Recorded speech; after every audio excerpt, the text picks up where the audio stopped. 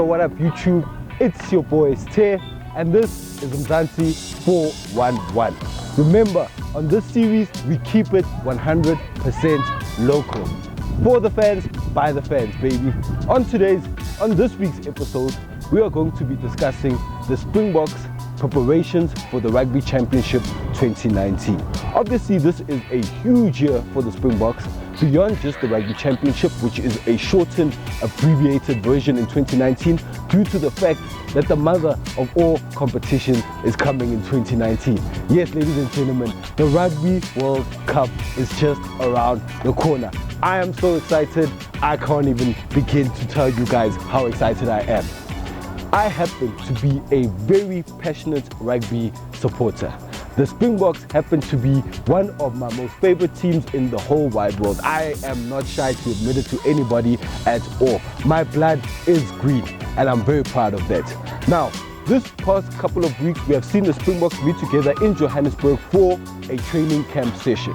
We have currently seen Rassie stoke his first hand at what will possibly be the team that takes us to the 2019 World Cup.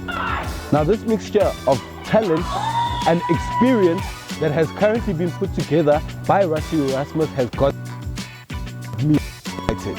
We are seeing a lot of players that come from the European sides. We've got over 10 players currently in the squad that are on the European side, and you have to say that those 10 players that are based overseas are there based on their current form and experience and definitely merit. Now, each and every single one of these players overseas are going to add a different dimension to the Springboks this year. I'm really excited to see how Marcel Coetzee is going to fit back into the Springbok fold. You do know what a special talent Marcel Coetzee is. Unfortunately, he's been blighted by injuries the past couple of seasons. I'm super excited to see where exactly he will fit into that back row combination for Rassie. Remember, he is a rather versatile loose forward, is Marcel Coetzee. And it doesn't give you any lack of grunt from 6 to the number 8 position, whatever jersey he wears on the day. So really looking forward to seeing Marcel Coetzee back in a Springbok jersey.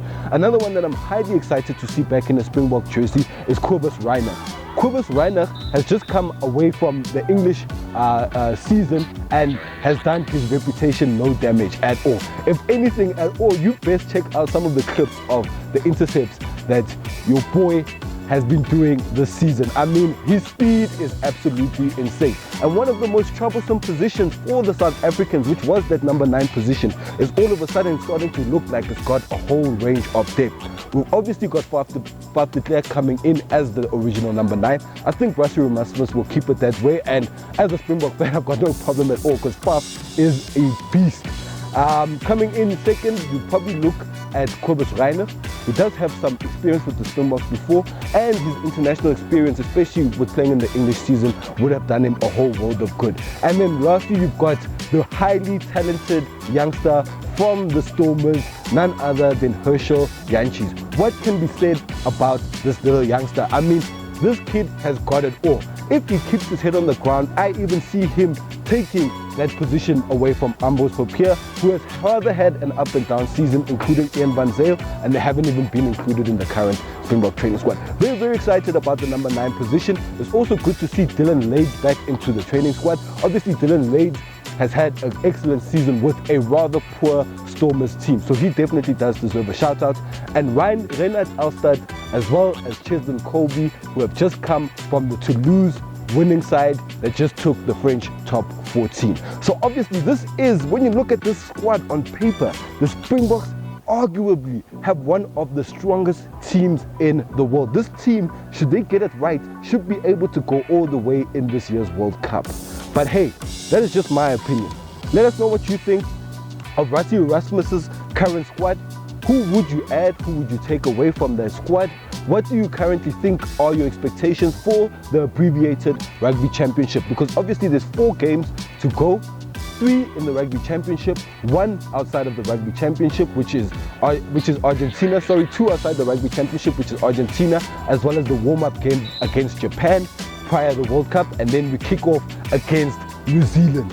So obviously Rassie has a lot of work to do, because the very first game against New Zealand at the 2019 Rugby World Cup is going to be absolutely insane.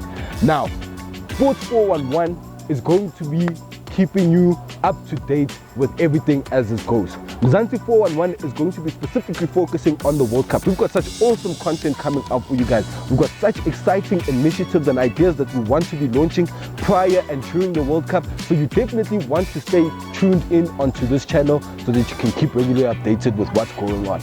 But anyways, that's my time for today. Let's meet again. You know what it is. 411. Your boy Stay out.